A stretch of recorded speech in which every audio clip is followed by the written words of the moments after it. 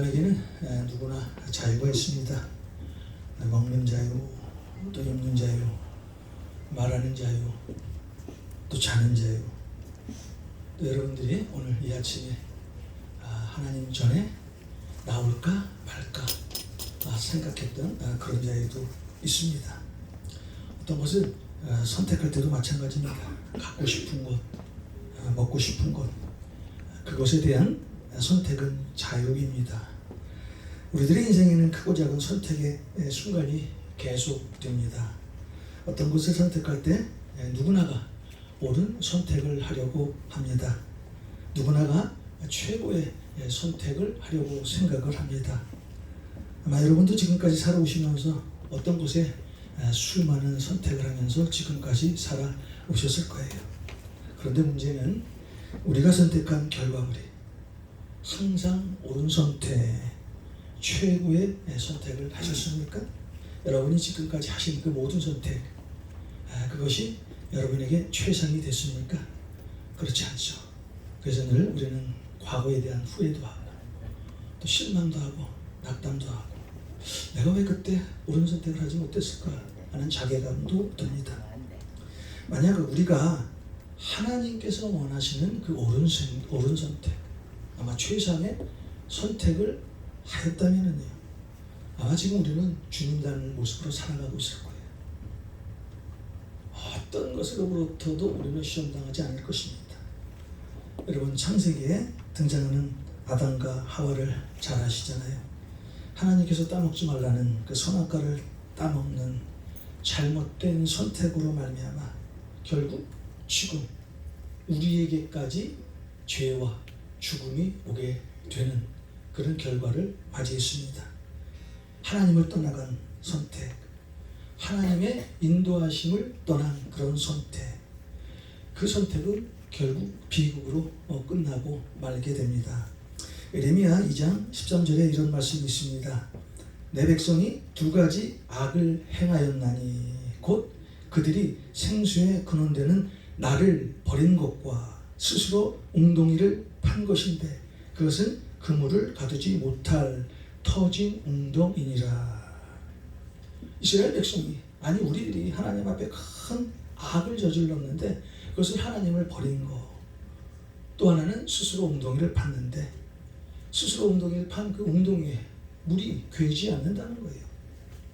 터진 웅덩이. 내가 아무리 잘하려고 해도 터진 웅덩이는 소용이 없습니다.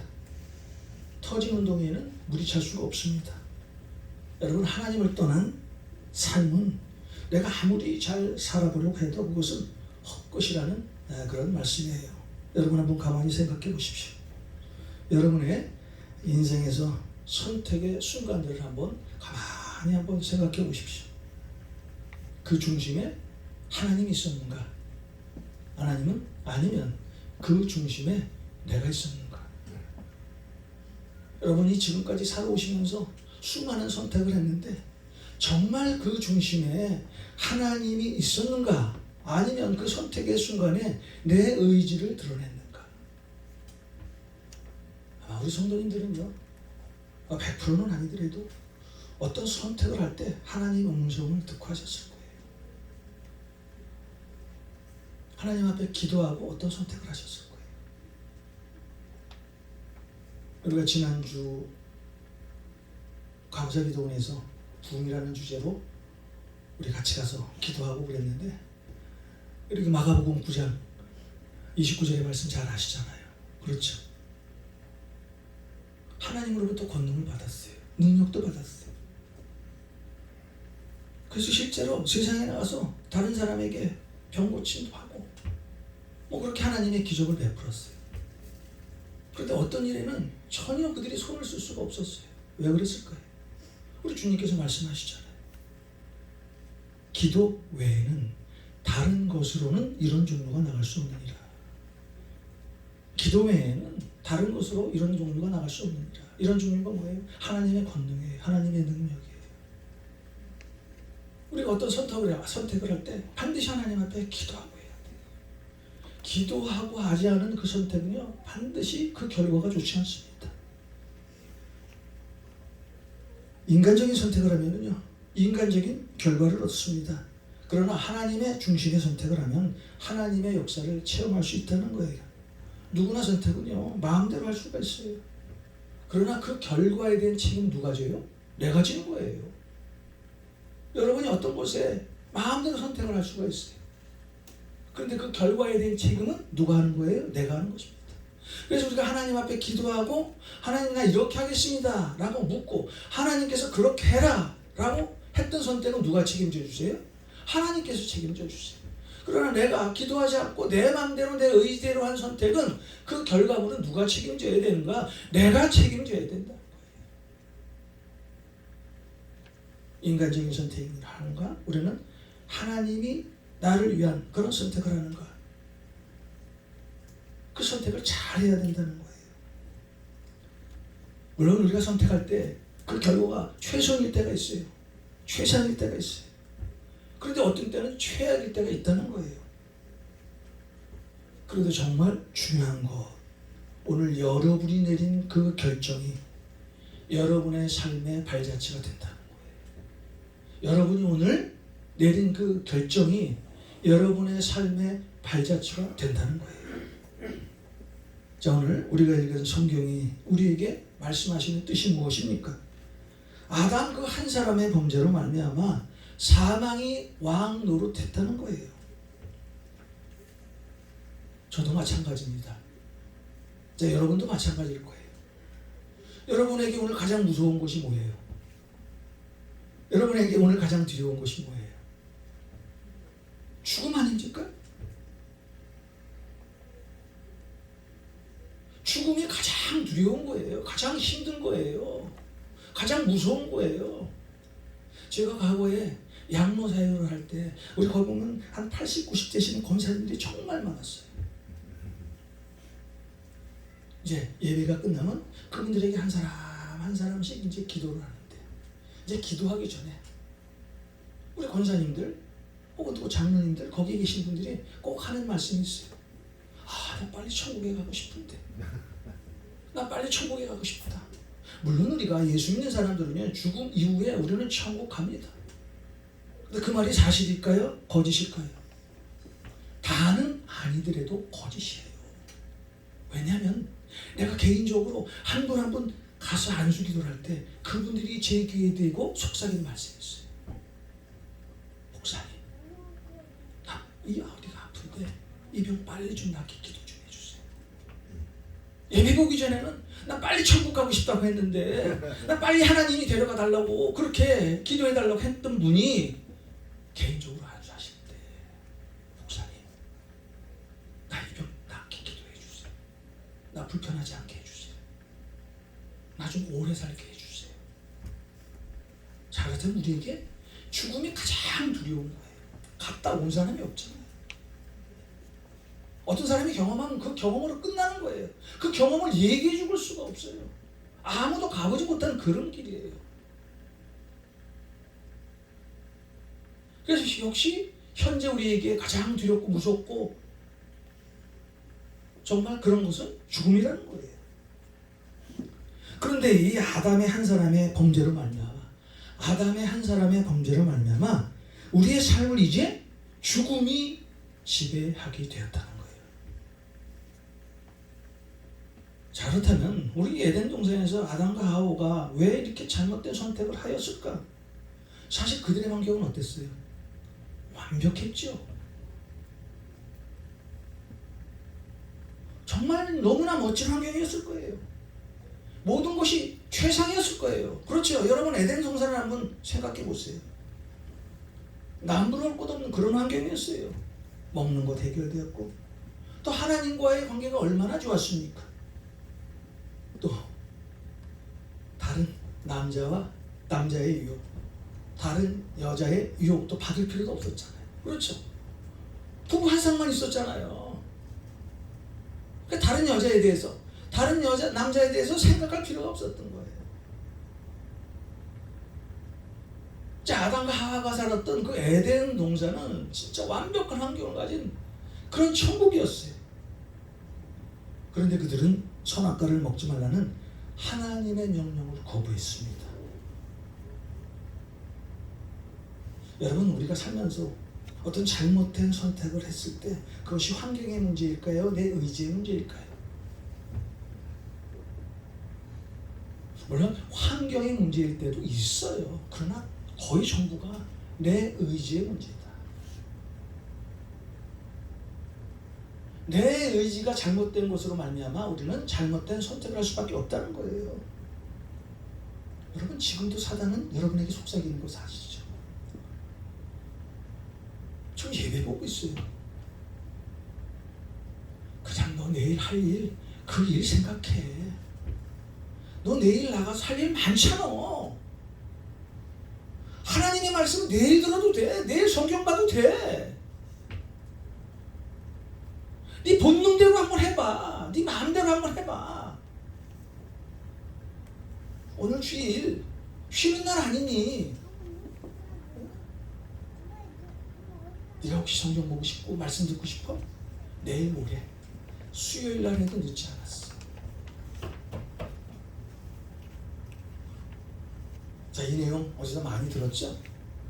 C.S. 루이스의 악마의 편지에 나온 그런 내용. 이 사단은요, 하나님과 우리와의 관계를 계속 떨어뜨리게 하려고 해요. 하나님의 생각을 내 머릿속에 넣는 순간, 마음속에 넣는 순간 사단은 괜찮아. 내일 해도 돼. 모레 해도 돼. 시간 아직 많지 않니?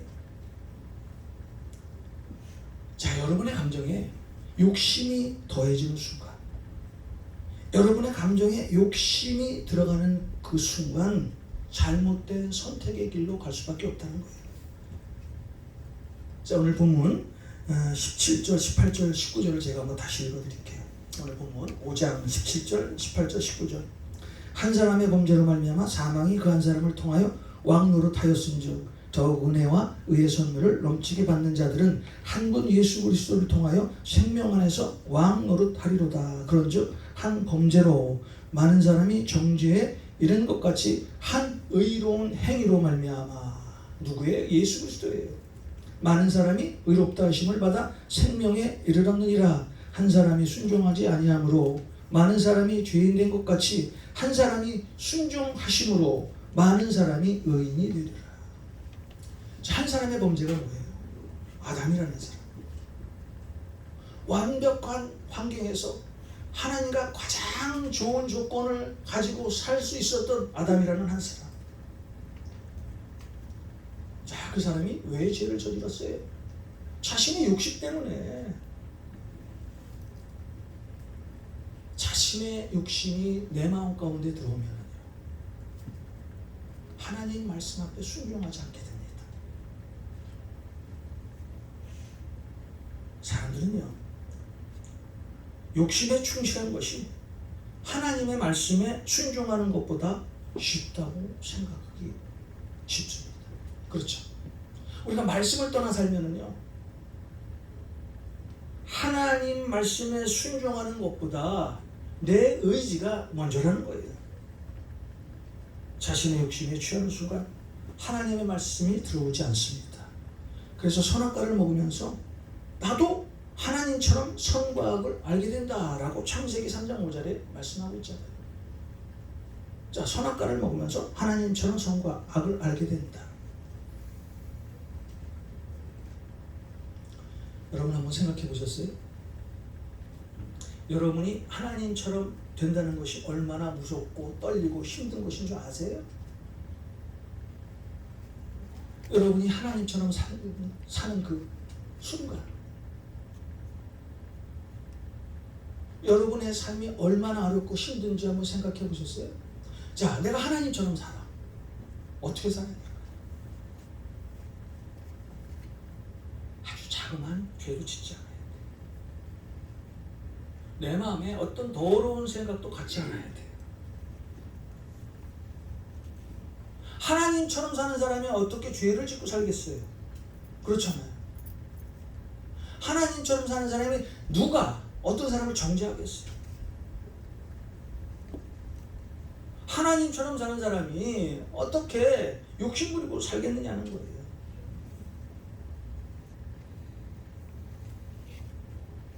하나님처럼 산다는 거 정말 힘들고 어려운 일이에요. 어떻게 보면 두렵고 떨리는 일이에요.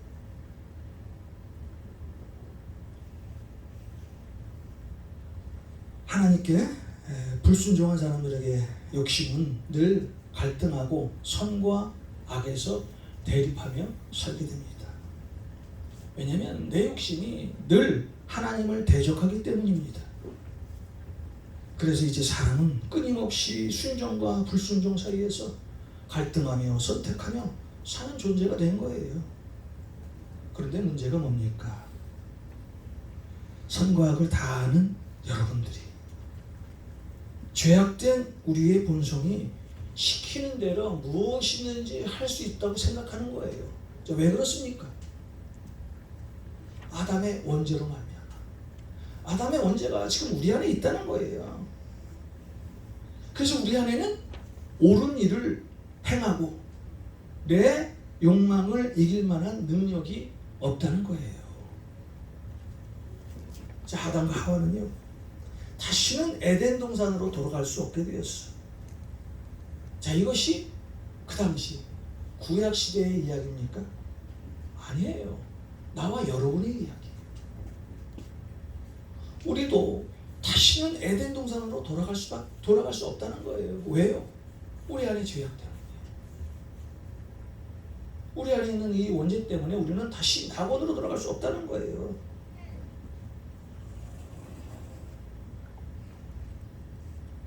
여러분이 세상에 나가서 모르겠습니다만은 우리 성도님들 어디 주식에다 다 잘못한 투자를 해요. 돈을 다 날렸어요. 그 책임이 누구예요? 내 책임이에요. 근데 날린 돈은요 다시 찾을 수 없어요. 그 돈을 찾기 위해서는 나는 열심히 다시 노력할 수밖에 없다는 거예요. 그래서 우리는 살면서 늘 후회하면서 살잖아요. 그렇죠? 어제 내가 왜 그렇게 살았을까? 어제 내가 왜 그런 행동을 했을까? 좀 더 하나님 편에서 했으면 얼마나 좋았을까? 똑같아요. 오늘 말씀을 준비하면서 새벽에 저도 며칠 전에 내가 잘못했던 것 이런 것들을 개인적으로 회개하고 하는 거예요. 네. 늘 힘든 문제 그래서 하나님 앞에 엎드려 기도하고. 자, 여러분들이 잘 아시다시피 이 창세기에 나오는 아담과 하와, 하나님 앞에 큰 범죄를 한 후 정원의 나무 사이에 숨었죠. 왜 숨었을까요? 나는 이제 더 이상 책임지지 않겠다. 아담도 하와에게 자신의 책임을 전가하고, 하와도 아담에게, 사단에게 책임을 전가하고. 자, 결국 책임지지 않으려는 우리의 죄는요, 다른 사람에게 책임을 전가하려는 태도로 보여지게 되죠. 내 자존심을 지키기 위해서 남을 망가뜨려요. 저도 과거에 그런 일이 있었을지 몰라요. 그래서 어떤 것을 끝까지 굽니다. 틀린 거 알아.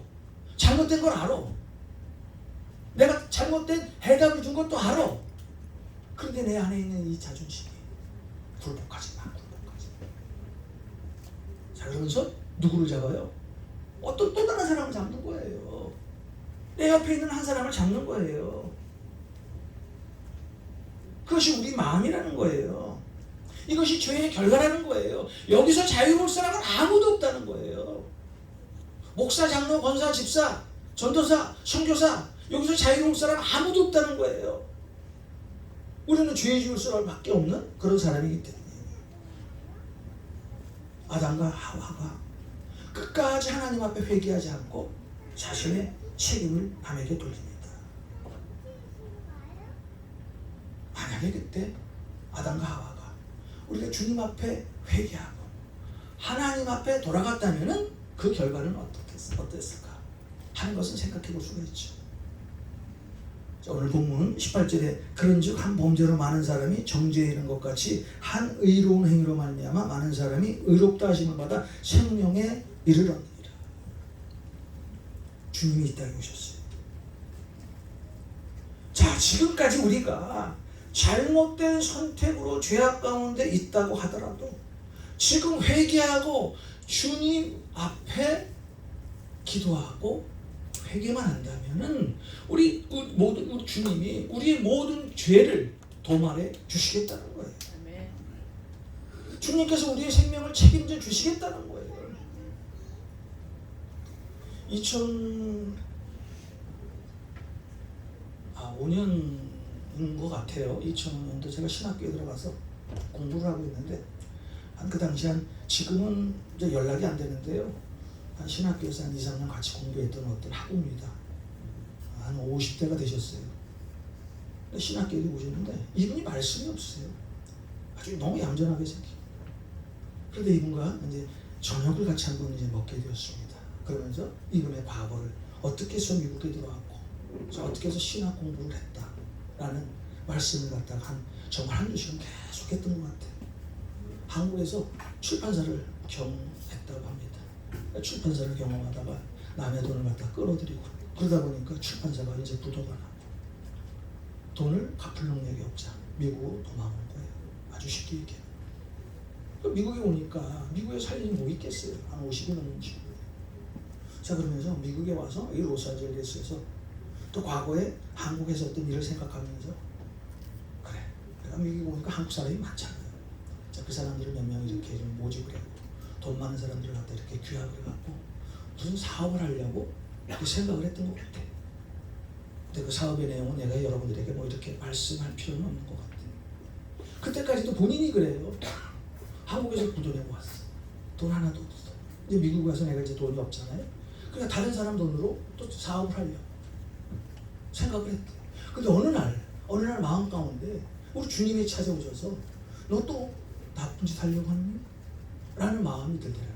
그렇잖아요. 돈 하나도 없이 자기 자본 없이 남의 돈을 또 끌어들여서 또 그 사업이 어떤 것인지도 모르고 확신도 없는 그것을 하려고 했더니 어느 날 그 마음 가운데 그런 그 생각을 주님이 주시더래요.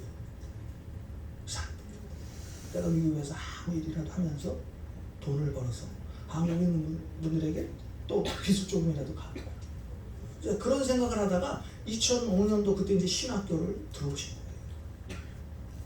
그때 만약 그 사람의 마음 가운데 그래 또 남의 그 돈을 끌어들여서 어떤 사업을 시작했다고 하면요, 그 사업이 잘 됐을 수도 있어요. 결과는 모릅니다. 그런데 지금 하나님의 방법으로 생각해 보면은 그 사업은 잘 될 수가 없어요. 그렇죠? 자기 돈 없이 자기 자본 없이 남의 돈을 끌어들여서 또 어떤 수많은 사람들을 피눈물 흘리게 했을 것이다라고 생각을 하는 거예요. 그래서 그때부터 신앙을 하면서 내가 주의 종이 되고 그리고 하나님 앞에 회개하고 살고 싶어서 신학교에 들어왔다 라는 간증을 저에게 했던 일이 있는데요. 자, 우리가 하나님의 말씀에 순종할 때 그분이 하나님의 음성을 들었어요. 그 말씀에 순종했어요. 하나님의 역사를 체험할 수 있다. 우리가 하나님의 말씀에 순종하며 살 때 우리가 하나님을 만나게 되고 예수님의 손을 잡을 수도 있게 되고요. 성령님의 음성을 들을 수 있게 된다는 거예요. 저와 여러분 모두 다 죄인입니다. 아무도 여기서 자유로울 사람 없어요. 심지어 바울도 마찬가지예요. 죄 없는 사람은 예수 그리스도 한 분이세요. 그런데 그 가운데서 우리가 하나님의 은혜를 깨닫기만 한다면 우리는 더 이상 죄의 종노릇을 하지 않게 된다는 거예요. 자, 오늘 말씀에 20절, 21절을 제가 유진 피터슨 우리 목사님의 메시지 성경으로 한번 제가 읽어드릴게요. 자, 오늘 말씀에 20절, 21절 일시적인 율법이 죄와 맞서 할 수 있었던 것이라고는 더 많은 율법 위반자들을 만들어내는 것이 전부였습니다. 그러나 죄는 우리가 은혜라고 부르는 그 전투적 용서에는 도저히 맞수가 되지 못합니다. 죄와 은혜가 맞설 때 이기는 쪽은 언제나 은혜라는 거예요. 죄가 할 수 있는 일이라고는 죽음으로 우리를 위협하는 것이 전부인데 이제 그 일도 끝났다는 거예요. 왜요? 예수 그리스도가 우리 안에 오셨잖아요. 하나님께서 메시아를 통해 모든 것을 다시 바로 세우고 계시기에 은혜는 우리를 생명의 삶 속으로 이끌어 드립니다. 우리는 늘 죄에 무너집니다. 죄에 대항하여 싸워보지만 우리의 능력으로 그럴 힘이 없습니다. 우리에게 율법은 늘 무거운 짐이었습니다. 왜냐하면 죄의 능력이 늘 율법을 통해 드러났기 때문입니다. 그러나 하나님은 그제보다 더 높은 은혜의 산을 쌓고 계셨습니다. 여기서 은혜라는 말이 이제 반복돼서 나오는데, 자, 여러분이 하나님의 말씀을 듣고 은혜를 받았습니다 라는 고백을 자주 하죠. 그렇죠? 저도 과거에 그랬어요. 자, 은혜를 받았다는 것이 무엇인가? 자, 은혜를 받았다는 것은요, 그 목사님이 설교하는 그 한 예화를 머리에 넣는 것이 아니에요. 내가 은혜를 받았다는 것은 하나님, 내가 변할 준비가 되어 있습니다라는 거예요. 그런데 우리는 은혜를 어떻게 생각하죠? 목사가 강단에 서서 그냥 몇 가지 예화, 세상 사람들의 그 간증, 그것을 듣고 어떤 분은 은혜를 받았다고 하는데 그것이 은혜가 아니에요. 은혜는 하나님의 말씀이 내 마음에 들어올 때 내가 이제 하나님 변할 준비가 되어 있어요. 요 땅하는 그것이 은혜예요. 네. 그래서 은혜 받은 자의 삶은 어떻게 달라요? 누구도 알 수가 있죠. 우리는 영적인 동물이기 때문에 은혜 받은 삶의 삶을 보면은요, 저 사람이 뭔가 확실히 달라졌어. 뭔가 틀려. 저 안에 뭔가 있어. 그 뭔가가 뭐예요? 예수 그리스도가 그 안에 있기 때문에 은혜 받은 삶은, 사는 사람의 삶은요, 확실히 달라진다는 거예요. 은혜는 예화 하나 들어서 그 예화를 머릿속에 듣는 것이 아니에요. 예. 저는 어느 날부터 예화가 없지요. 제가 우리 집사님한테 그 얘기 들었어요. 오래전에. 예화는 가끔 성경을 돕기 위해서 할 수는 있지만요, 설교 내내 세상적인 예화, 그것이 우리에게 무슨 소용이 있어요? 사도행전에서 베드로가 하나님의 말씀을 전할 때 무슨 예화를 전했어요? 하나님의 말씀만 전한 거예요. 예수 그리스도의 이름으로 일어나 걸어라 라는 말씀만 전했다는 거예요.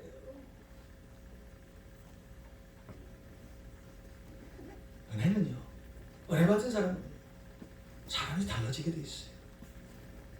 뱀으로 가장한 사탄의 세력, 인간을 타락시켰죠. 그런데 하나님의 은혜를 가로막지는 못했다는 거예요. 자, 이제부터 우리 문제의 본질은 뭐예요? 은혜를 아는 것이다. 은혜는 하나님께서 우리에게 값없이 주셨잖아요. 그 값없이 주신 은혜를 우리가 받기 위해서는 어떻게 해야 돼요? 하나님, 내가 이제 변할 준비가 되어 있습니다. 하나님, 이제 홍성화 목사가 변할 준비가 되어 있어요. 하고 하나님 앞에 얘기하는 것이 은혜라는 거예요.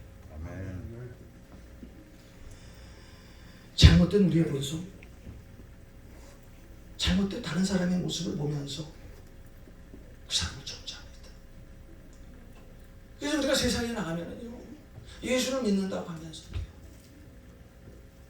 어떤 문제에 부닥치면 실망하고 낙담하는 거예요. 자, 이제 중요한 거, 정말 우리의 남은 인생은요, 현재 오늘 선택 때문에 좌우된다는 거예요. 오늘 여러분이 어떤 선택을 하느냐에 따라서 우리의 인생이 좌우된다는 거예요. 자, 최선의 선택은 어떻게 이루어지나요? 시편 122편 1절이에요. 내가 산을 향하여 눈을 들리라. 나의 도움이 어디서 올까? 역대상 21장 16절입니다. 21장 16절. 다윗이 눈을 들어보매 여호와의 천사가 천지 사이에 섰고. 자, 이제 우리의 눈을요, 세상 밖으로 돌리는 것이 아니라 하늘로 돌리는 거예요. 그때 하나님의 은혜를 체험할 수가 있다는 거예요. 여러분, 창세기 13장에 나오는 아브라함과 롯, 그들이 산에 올라가는 장면이 나오잖아요. 그런데 한 사람인 그 롯은요, 요단들, 그 소돔성만 바라보는 거예요. 그런데 아브라함은 어디를 봅니까? 사방을 다 보잖아요. 우리 창세기 13장 14절에 너는 눈을 들어 너 있는 곳에서 북쪽과 남쪽 그리고 동쪽과 서쪽을 바라보라. 이제 우리는 눈높이를 높여야 됩니다. 영적인 눈높이를 높여야 돼요. 세상 사람들과 똑같아서는 안 돼요. 보통 신앙인과 똑같아서는 안 돼요. 우리는 하나님의 사람이기 때문에 내 안에 예수 그리스도가 살아 역사하시기 때문에 우리의 눈높이를 좀 높여야 돼요. 밤낮 우리가 신앙생활을 하면서 10년, 20년, 30년, 40년을 했는데 밤낮 옆에만 보는 거야. 이건 안 된다는 거예요. 우리의 영적인 눈높이를 높여야 된다는 거예요. 한 15도만 높여보십시오. 하나님은 어떻게 역사하시는지 우리는 체험하며 살 수가 있다는 거예요. 그럴 때 우리에게 부흥이 온다는 거예요. 아멘. 부흥은 다른 게 아닙니다. 우리의 눈높이를 하늘로 향할 때 하나님께서 하늘 문을 열어주시고 하나님을 만날 수 있다는 거예요. 하나님의 은혜가 나에게 찾아올 때 다시는 내 힘으로 아무것도 하지 않겠습니다. 하나님 도와주시옵소서. 나는 무익한 종입니다. 하나님만이 하실 수 있습니다. 라고 고백할 때 우리는 주님의 은혜 가운데 살아갈 수가 있다. 자, 우리의 잘못된 결정들. 자, 그렇다면 어떻게 선한 방향으로 바꿀 수 있을 것인가? 자, 여러분이 오늘까지, 아니 어제까지 만약 잘못된 선택을 하셨다면, 자, 이제 옳은 선택, 바른 선택, 그런 선택을 하기 위해서 우리는 어떻게 하면 돼요? 주님 말씀 안에 순종만 해요. 주님이 내 안에 계시기만 하면 돼요. 자, 그러면 주님이 모든 문제를 해결해 주세요. 모든 문제의 그 기도에 응답해 주세요. 우리가 하나님 앞에 기도하는 이유가 뭐예요? 하나님께서 반드시 응답해 주실 것이라는 그 기대에 기도하는 건 아니에요. 하나님께서 들어주시고 말면 말고 이렇게 기도하는 사람이 없잖아요. 한번 하나님 앞에 엎드려 무릎 꿇고 한번 매달려 보세요. 하나님께서 어떻게 역사하시는지. 아멘. 우리가 그런 삶을 살아야 된다. 이것이 바로 옳은 선택이라는 거예요. 그리스도인은 내가 하고 싶은 걸 하는 것을 하는 그런 사람이 아니에요. 예수님이 요구하시는 그것을 하는 사람이 그리스도인이에요. 자, 무엇을 할지 말지를 내 기준으로 선택하는 것이 아니에요. 하나님 말씀의 기준으로 선택하는 거예요. 그래서 우리는 말씀을 봐야 된다는 거예요. 그리스도인은 나에게 유익이 되는 일을 선택하는 것이 아니에요. 하나님의 뜻을 이루고 하나님의 유익이 되는 그런 일을 선택하는 거예요. 여러분의 인생에서 선택의 순간을 다시 한번 생각해 보십시오. 자, 그 중심에 내가 있었는가? 아니면 하나님이 있었는가? 누구나 선택은 원하는 대로 할 수 있습니다. 기억하십시오. 인간적인 선택을 하면은 인간적인 결과를 얻습니다. 그러나 하나님을 선택하면 하나님의 역사를 체험합니다. 날마다 주님의 말씀에 순종하는 삶을 통해서 여러분의 삶의 선택지에서 하나님의 영광이 날마다 드러나시길 주님의 이름으로 축원드립니다.